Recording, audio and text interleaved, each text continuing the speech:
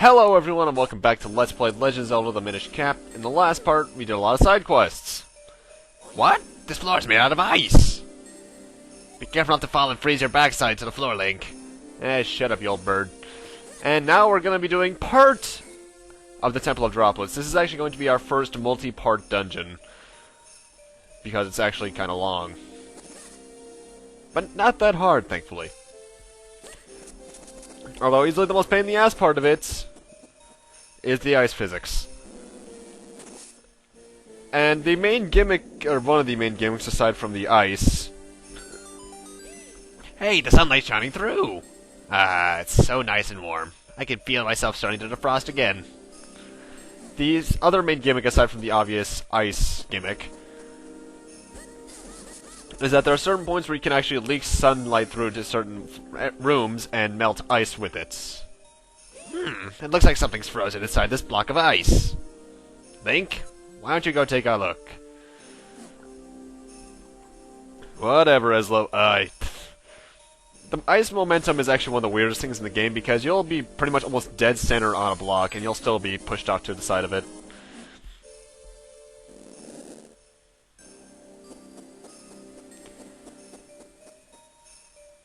And with that, we've got our first key. Yeah. And we have to use it on this door right here for another series of rooms, obviously.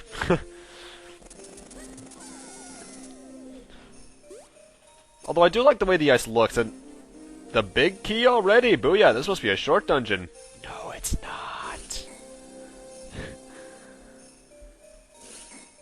Although I do really like the music in here. This kind of continues that tradition that a lot of games have, where a water area might suck, but it'll almost always have a really good theme.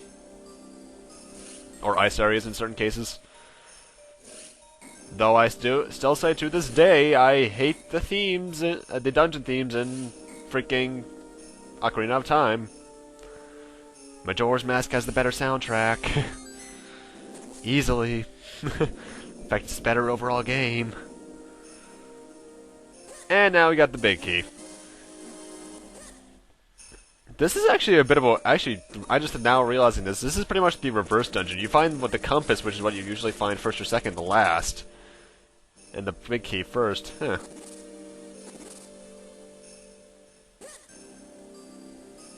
But yeah, I really do love the theme of this place. It's nice and soothing. And bossed already. Booyah. Not really. Hey! Well done, Link! This looks to be the element, alright. But, what will we do? We can't even touch it while it's trapped in that ice. We'll need to melt it off somehow. Yeah, that's why this dungeon's long. But you actually can't go to the right off the bat. You have to go to the left first and head down here before even doing that to find a big chest with the map in it. Let's check out what this place looks like. Because this dungeon actually is shaped like a bottle for some reason. I never got why it is, but it is.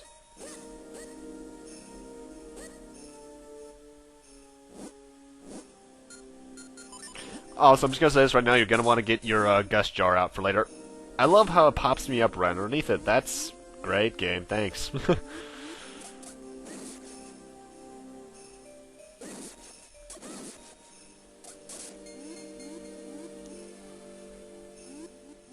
And more pestos, that's always fun. And time for something that I love doing, actually. I've always loved the mushrooms, just because they throw you so abruptly. And now we want to fall down the waterfall. If this was realistic, that would have killed us. Anyway, we want to push this switch down here. And investigate this where it says, the way forward is hidden in the bottom of the pot. I only thought this was in one, meaning that in one way. But if you look carefully, the room we're about to go in is actually the bottom of the pot. Which, you know what? There was a wall rock formation thing in the shape of a pot. I actually never realized the fact that it meant that twice over. But at the bottom of the pot, you got a small key. That took me a bit to find my first playthrough for some reason.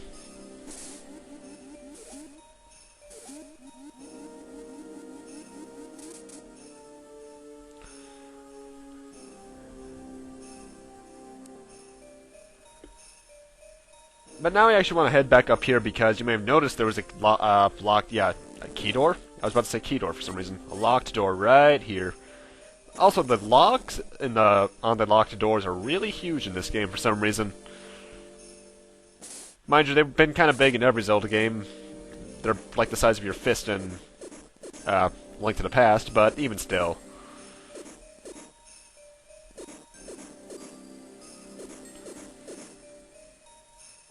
But now we have our own little lily pad again. Not sure why we have to have this in this. Oh, actually, I can understand why we have to have it because of water gimmicks, and there's not many water gimmicks in this game, honestly.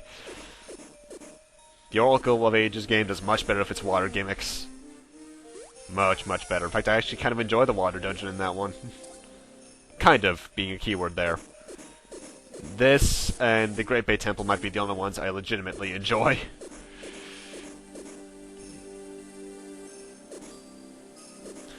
Actually, I'm trying to remember what the name of the water dungeon was in A Link Between Worlds, because that was one I actually had some fun with as well. Yeah, and we all know how everyone hates the water temple, let's be honest. And, oh, hey, the return of Matterpillar. And this one actually kind of tends to annoy me because of the ice gimmick and the webs, because I didn't really show it off in the first Matterpillar fight, but if you hit the webs, you'll actually be bounced back a couple feet. And there's also times where he's like this, and you physically can't get him to him in time to hit him. Or her, I'm not sure what gender it is. Or if it even has a gender to begin with. They probably reproduce asexually for all I know. And also, while the walls might look as such, I don't believe there's any wall you can bomb in this area. And Matterpillar's down. And for doing that, we get a second big chest, which since we have everything but the item, well, almost everything but the item, now we have everything but the item, we just get the compass.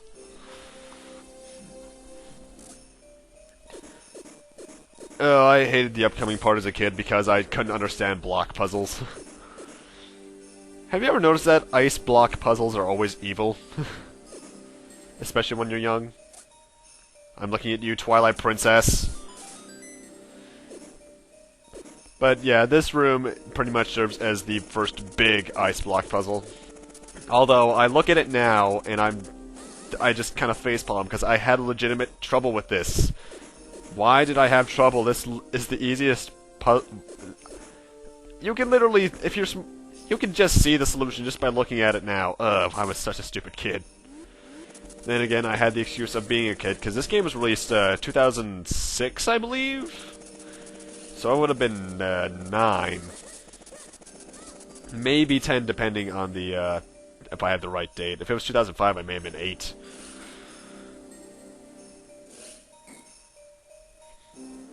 But yeah, I had trouble with this for some reason. Mind you, dude, the ice controls, I still have some amount of trouble just getting to the place, but that's a different case. Now, there's a treasure chest to the left there, but we actually can't open it until we get the item from the dungeon. Till we get the temple from the later item, to reference a certain person. Who I tend to reference a lot, actually. Also, I don't know why they made it like that, but when the blue pestos actually drop their default item on you, you get dirty for some reason. I never understood that little detail. Also, I find them incredibly hard to dodge. Link, where are you? Are you still under me? It's so dark I can't see my beak in front of my face. Watch your step, I don't want you to trip over anything. Especially considering there's a pit of death there, yeah, I can understand that.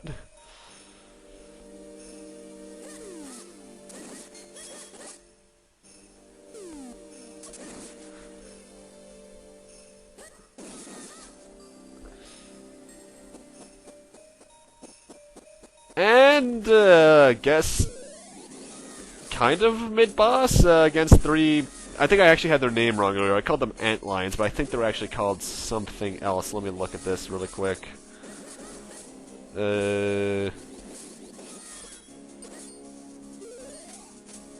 Let's see, I'm looking at my enemy list.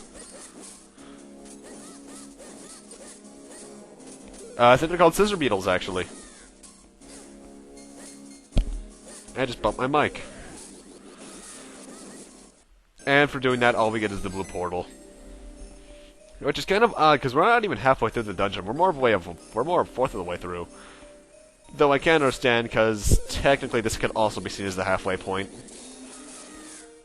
Push this with both yourselves and see what happens.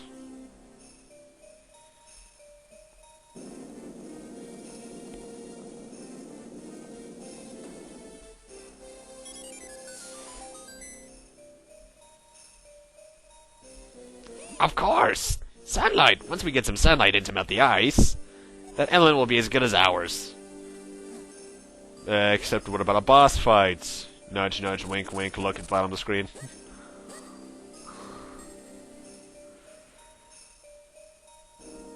And we got a random treasure chest in our path. And, of course, it's a kinstone.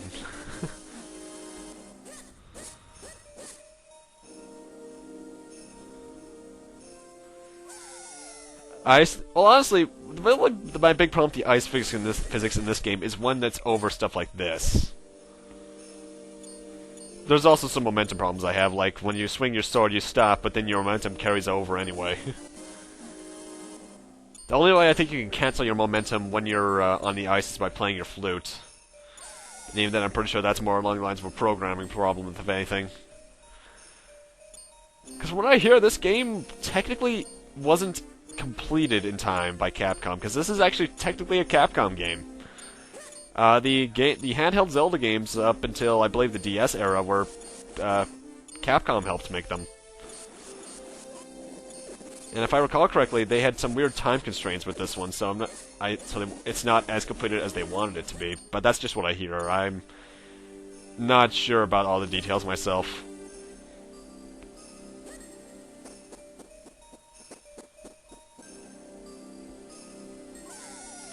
Either way, though, it's still a fun game.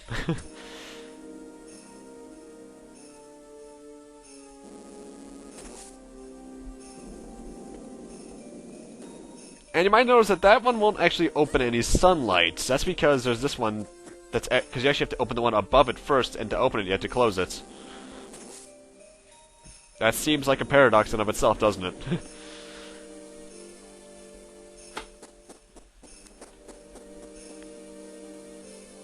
Also, I just gotta say, I love the way the ice areas look in this game. Because that is actually some really detailed looking ice stuff. Then again, I think I said it before, but this game just looks fantastic for the Game Boy Advance.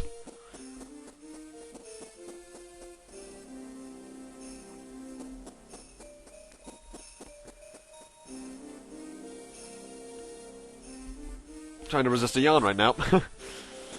And with that, we can open up that door that we got in. Oh, great. And why do we need to open this? There's no ice in here. What? What the? Oh, you're joking me. You've got to be kidding me. Oh, God. Not again. Blue Choo-Choo! This one is actually, you could have run into these guys in a couple places already by this point, and at being normal sized, but this guy will electrify himself, and when he's electrified, you can't suck his bottom up. That can be taken very badly if not with the right context. But really, aside from the, I think he has a bit more health, I'm not exactly sure, but aside from the electrification, it's pretty much the exact same battle.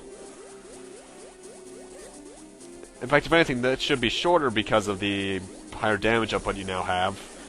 But it still takes 3 cycles. You know what? Actually, yeah, he might just have more health.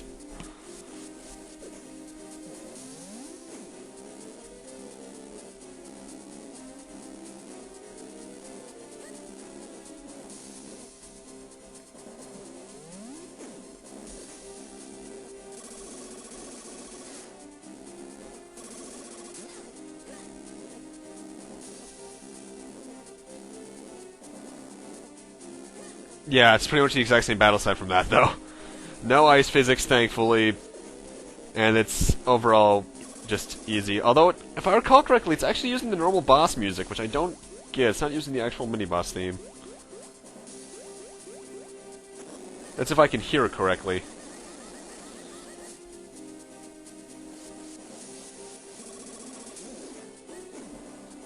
I don't know why I always try to suck him up when he's electric. Maybe just because, with the third phase in particular, I think he likes to stop being electric in midair. Like that. So I think I just trained myself to do that instinctively, and holy, I barely made that.